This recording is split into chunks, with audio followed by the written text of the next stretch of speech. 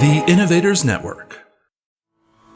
Welcome to the Killer Innovation Show, the longest continuously produced podcast in history.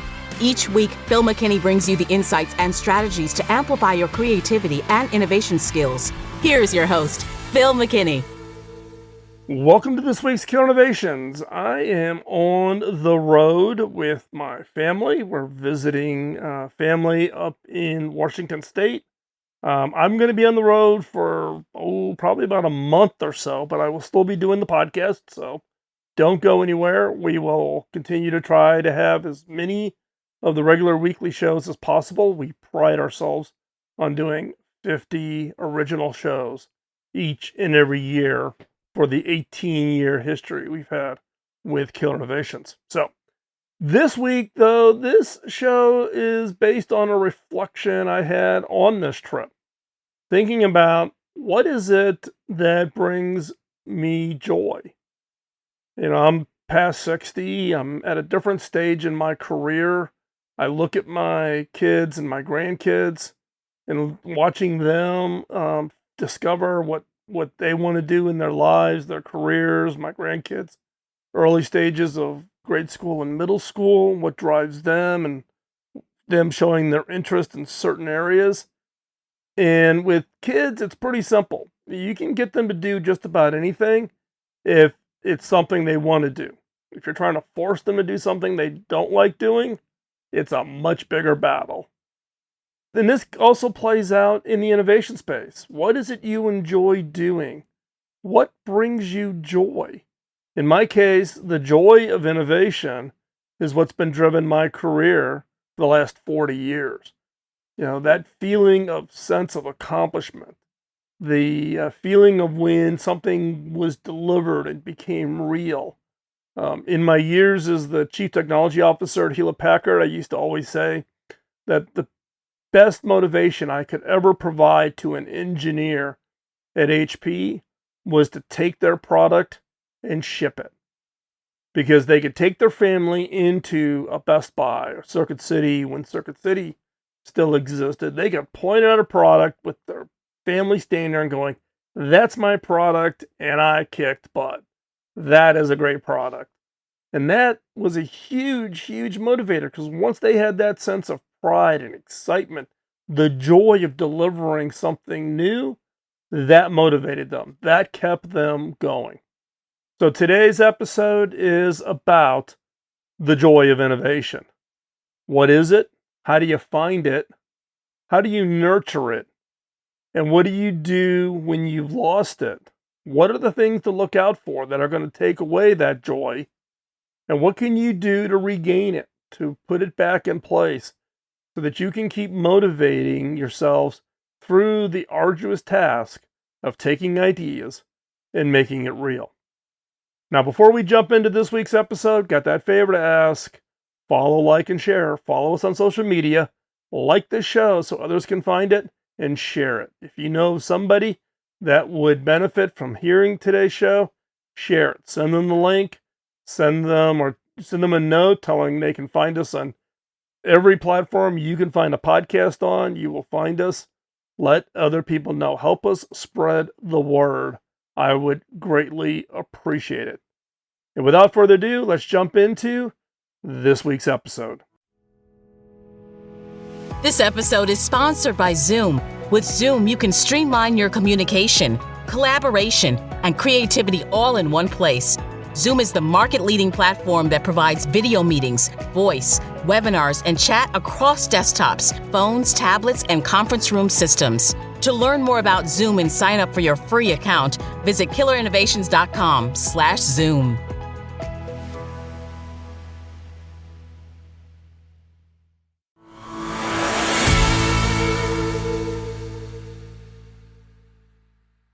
Recently, I've been doing a bunch of travel with my family. My wife and I have been on the road in our entertainer bus, visiting the grandkids, and just spending time trying to slow down and enjoy life. And it caused me to kind of sit back and reflect and think as I'm on the road about, well, what is joy? When you think about joy, how do you define it? The best definition I come across is joy is a feeling of great pleasure and happiness. You're happy. You feel good. It can be caused by things such as getting what you want. Did you get that new car, that job promotion, that new electronic gadget, that new house? What did you get?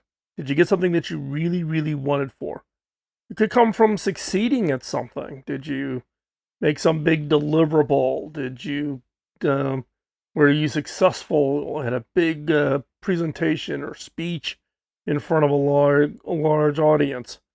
Or it comes from spending time with people you love.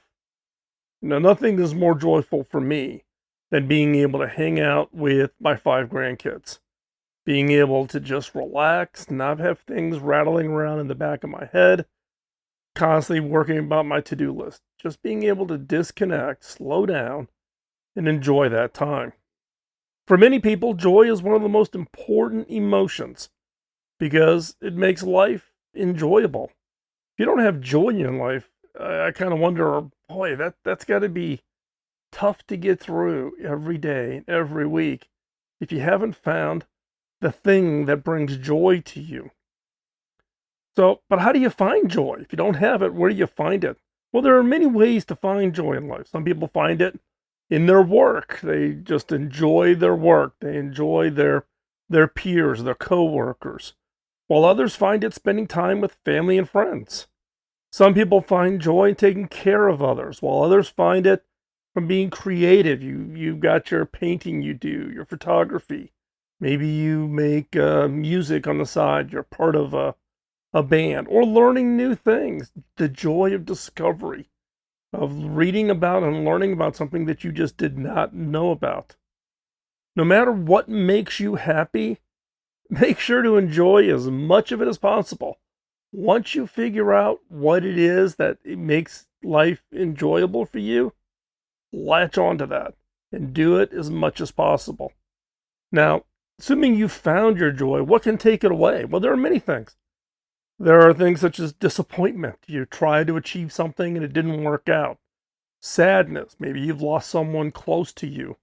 Anger. Somebody did something to you and you got angry and that took away your joy because you're so wrapped up on what they did and how angry it made you feel. And then stress. Stress can make us all feel unhappy and can prevent us from enjoying life. If we allow these negative emotions to take control, they can rob us of our joy. It is important to find ways to deal with these emotions so that they don't take away our happiness. Can you experience joy in innovation? That's the crux of today's question. What's the role of innovation in all of this? Can you experience joy in innovation? And the clear answer is yes. Yes, you can definitely experience joy in innovation. Innovation is all about creating new things and solving problems. And when you are able to do that successfully, it can make you feel really good, really great, knowing that inherent internal human ingenuity allowed you to create something that did not exist before. Being part of a successful innovation can make you feel proud, happy, excited, and it adds joy to your life. Now, in my case, it is that feeling of joy that is the drug that I found early in my career. Having that experience in some of the earliest projects, fresh out in my first real jobs, the thrill of creating, inventing something that became real, and the response it triggered from other people, the praise and adulation, congratulations, and that drug of joy is what has motivated me for the 40 years of my career to continue to go at it, invent the next thing. Now, there's loads of examples out there about where you can experience joy and innovation. It could be when you come up with a new idea that solves a problem, or when you see an idea being put into use, or when you receive this positive feedback. When you're able to make a difference in the world through your innovation, it can be really rewarding. and joyful. Now, I've had lots of experience over my life of inventing a large number of things. I've lost track of how many innovations I've brought to market over my 40 plus year career. And I'm just going to talk about two here today on what are those two and what was the feeling. And these are two ideas I really haven't talked a lot about, but want to give you kind of a sense of that emotion of joy that came from these inventions that then resulted in being just throwing more fuel onto the fire that's driven my career to achieve innovation success. The first one up is when I was back, and this has got to be 1985, I'm going to guess, 86, when I led the development of one of the first biometric security devices. This was a fingerprint reader for a company called ThumbScan. Originally, I was contracted to take what effectively was the back of a napkin idea and turn it into a real product. Now, it started off as a contract. Eventually, this company got funded by Frontenac Venture Capital out of Chicago, and Frontenac convinced me to sell my consulting practice and become part of the leadership team that they funded back when they first round of funding for ThumbScan.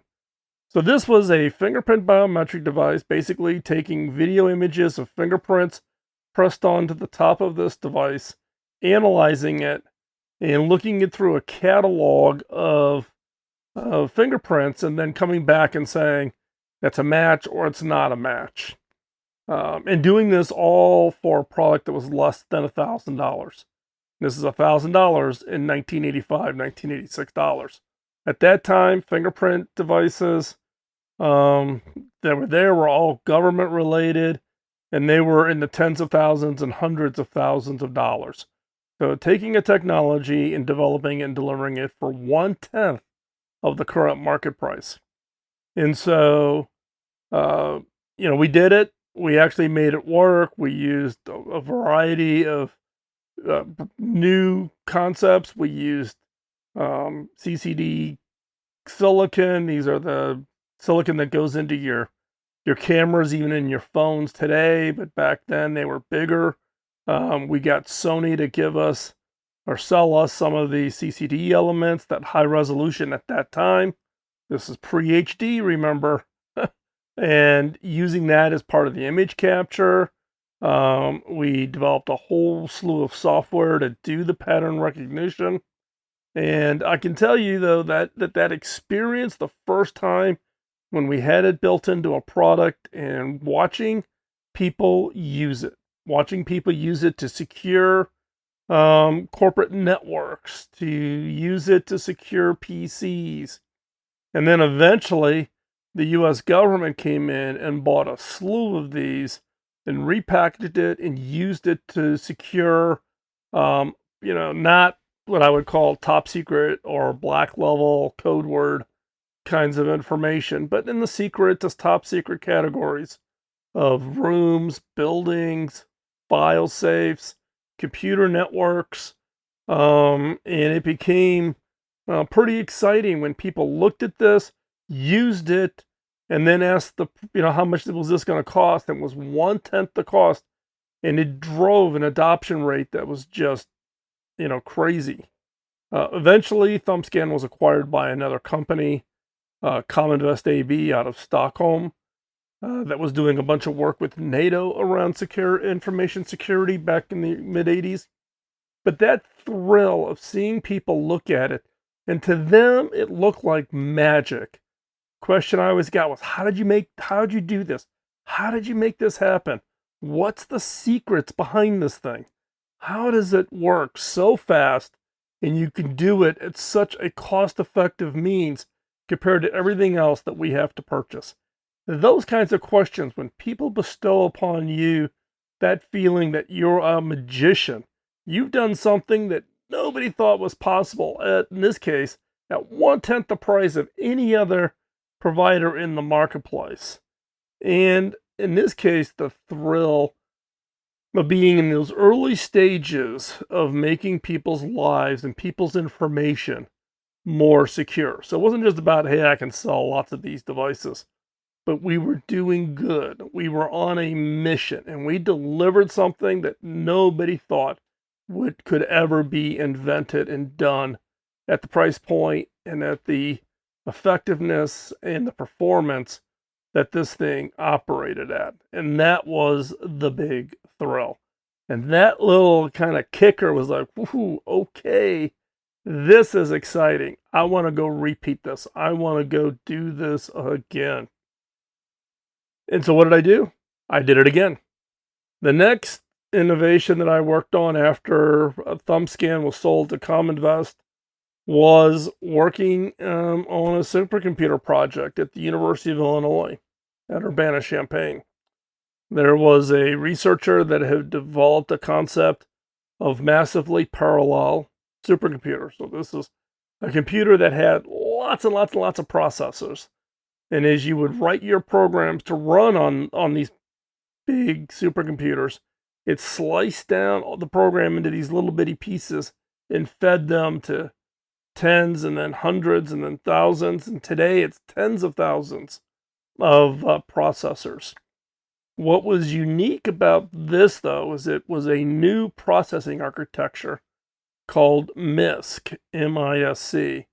So the MISC processing architecture, or minimal instruction set computing, was a completely breakthrough architecture compared to today. An Intel processor is what's called a CISC processor, complex instruction set computing, or RISC, which HP and others were really the crux behind RISC, which was reduced instruction set computing. Trying to simplify the processors, drive more power was really the concept. MISC, radical architecture.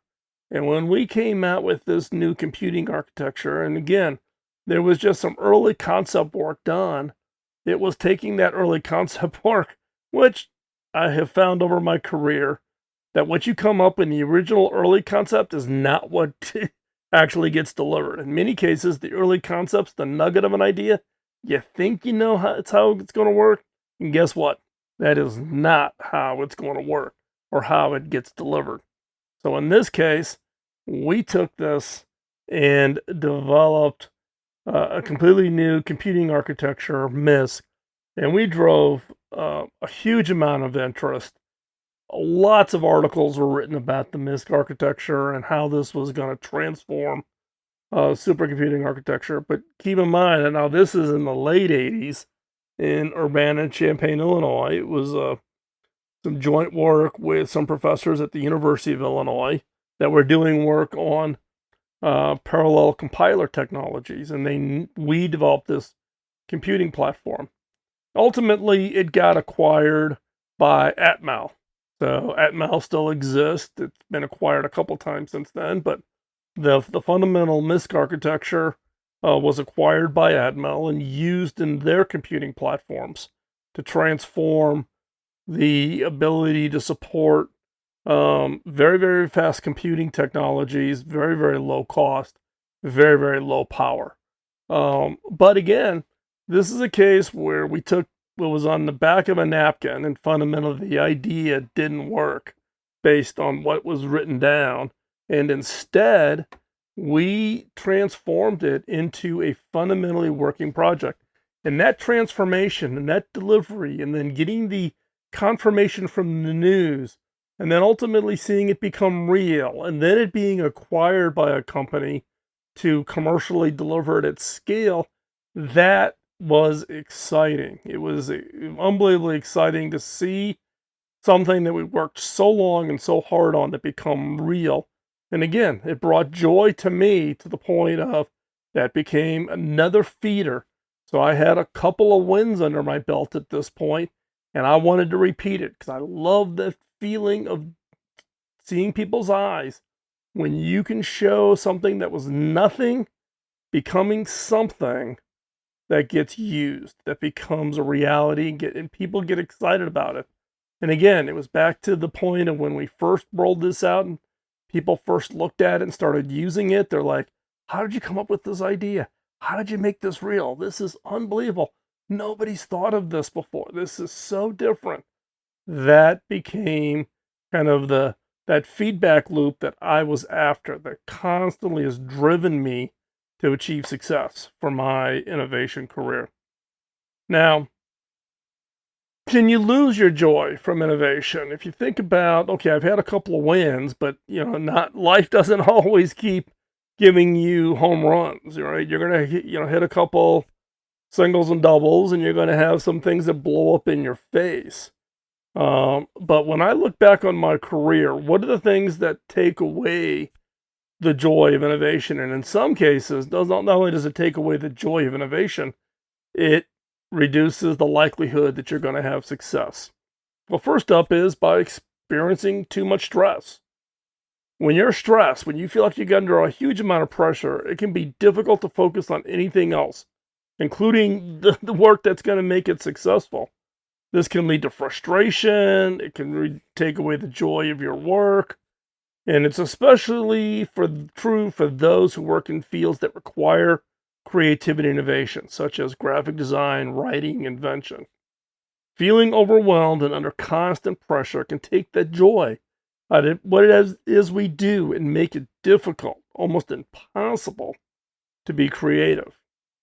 Another area that can take joy away is when we feel like our work is not meaningful. We don't feel like it's not important. This can happen when we're not passionate about what we're doing. When we feel like our work is pointless. What's the reason that we're doing this? Why? Well, it's not going to change people's lives. It can happen when you're not recognized for your hard work or contribution. It can lead to a feeling of being discouraged, and it makes it just really hard to think about doing the things necessary to achieve success. When we're not challenged is another area, right? This can happen when we're bored with our work or when we feel like we're not learning anything new. It can also happen when we're not given the opportunity to use our skills and abilities to their full potential, when we're not being really pushed. This can lead to a feeling of, just being stagnated, and makes it hard to enjoy what we're doing. Another is when we're not supported. This can happen when we don't have the resources we need, not enough people, money, time, whatever it is. It can also happen when we don't feel like have a good work-life balance. Now, I don't like work-life balance because there is no balance. There's times that work will dominate, but there needs to be times when life dominates. There's no magic middle ground where everything gets into a balance and stays there. Trust me, 40 years of trying to find that magic work-life balance, it does not exist. And this can lead to feelings of frustration and burnout. And again, it makes it hard to find any kind of joy. Another one is when you're not appreciated. This happens when you feel like others don't value or appreciate your work. It can also happen when we don't feel like they give us the credit for our ideas or contributions. Credit is one of those very touchy emotional issues that I even deal with today with my teams on making sure that people feel like they're getting the acknowledgement and the credit. And believe me, there's more than enough people that want to take credit for really good ideas. And if you don't give that credit, and if you don't feel like people are recognizing the contribution, then you kind of get this feeling of being devalued. And again, it makes it hard to be joyful. Now, these are just a few what I have found over my career that might lose joy in your work. It's important to remember that these things are often beyond your control, and that finding joy in your work is not always easy. But it's possible. You can find joy in your work by making just a few changes in your mindset and your approach. Here are a few tips that I've applied over my career. Hopefully you will find them useful. 1, make a list of things you love about your job. This can help you remember why you chose this career in the first place and why you're good at it. Come up with the 5 things that you love about your job. Put it on the wall, put it in your cube, put it on a Post-it note on the dash of your car, and look at them. Remind yourself. It's easy for us to get kind of caught up in the doldrums, but let's remember why we do what we do. 2, set small goals for yourself and celebrate when you reach them. This can help you give you a sense of accomplishment rather than waiting for the big win. In my case, in my current role as a CEO, our organization, many of our ideas we will not see in the marketplace for 3, 4, 5, 6 years out in the future. Hard to keep teams motivated. So you have to find the interim. What are the shorter term goals that you can achieve to show progress and celebrate those? This is one of the reasons why I'm such a big believer of using OKRs, objectives and key results. And there's a whole podcast on OKRs. Feel free to hop over to Killer Innovations and check that out. Number 3, find a mentor or role model who loves their work. That gives you perspective. Everybody kind of thinks about your life and how you're doing it. Look, we've all had the same frustrations. I've had more failures and things blowing up in my face and projects not working out, and I've been fired from jobs, right? So, look, we've all been there. Nobody's got the magic, solution answer. We've all been in the same boat. But find a mentor role model who loves their work, and they can help you kind of get a perspective, see the potential for joy in your own career. What are they doing and what can you do to bring joy? 4, take a break when you're feeling overwhelmed. This can help you clear your head and come back to your work refreshed. I am taking 5 weeks off. I'm trying to unplug as much as possible. I'm still doing the podcast because that's my creative outlet, but I am trying to unplug as much as possible, if not completely, for 5 weeks. That's my kind of refresh rate, get my brain cleared, and get myself calibrated. And then last but not least, talk to your friends and family about your work. I have a couple of friends, one in Atlanta, one in Silicon Valley, who I email quite regularly about things I'm doing, getting their feedback, their input on what it is I'm doing on the outside of my day job. So this involves I've been approached to teach a course at a college, which I'm seriously thinking about doing, and some other projects that I've got going on. And these two are the sounding boards. They're not afraid to yell BS and tell me what I'm doing is crap or it's a waste of time or whatever, or encouraging me like, oh my gosh, that's a great idea. Go do that. That's perfect. Blah, blah, blah, blah, blah. Get those close friends and families who will tell you the truth, but also have your back. That is important. And then, again, look, finding joy in your work is not always easy. It is, but it's possible. We may think it's not possible, but trust me, it is. And you can find the joy of innovation again. Listen, since I was a kid, I've loved tinkering and building things. My parents would often find me in the basement taking apart some old appliance, some cases a new appliance, which really upset my mom, taking apart and trying to put together some new contraption. I was wanting to always build robots as a kid. That was kind of my thing. I was always interested in how things worked and loved finding new ways to do things.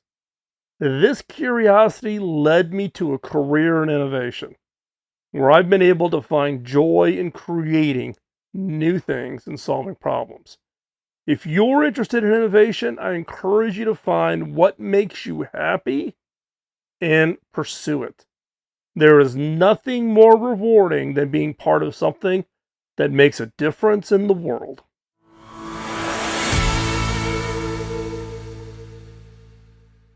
So, do you have your joy of innovation? Do you still have it? Or have you lost it? Or are you still trying to find it for the first time? Hopefully, this show gives you some tools to think about. What is it? What does it feel like? What are the things that you need to make sure are in place? And what are the things to be on guard for that can take it away?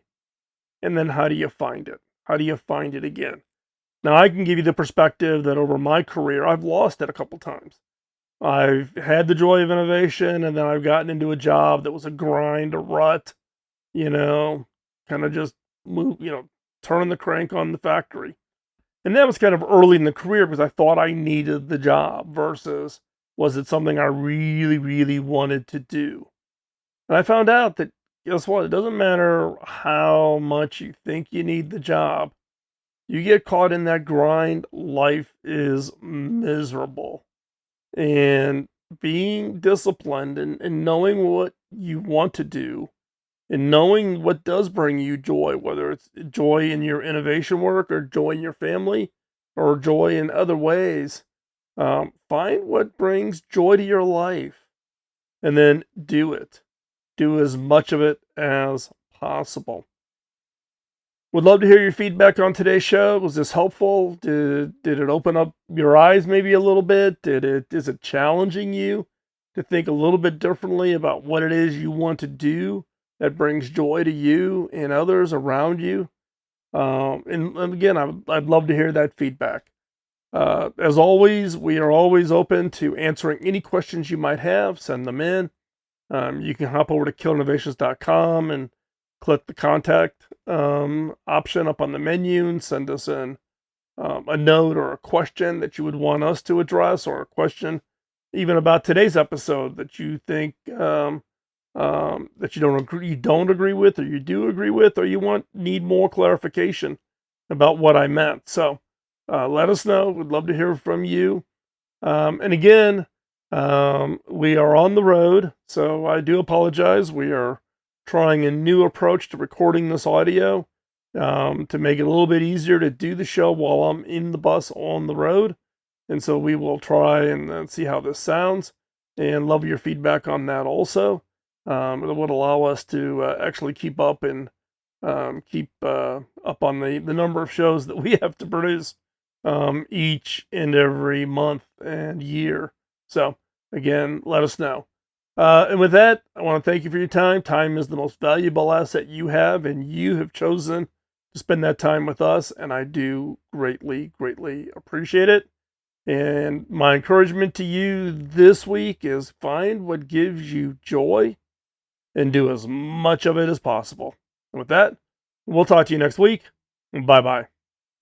Podcasting nonstop since 2005, this has been the Killer Innovation Show on the Innovators Network. This show is distributed by the Innovators Network. For more information and other great shows and content, visit theinnovators.network.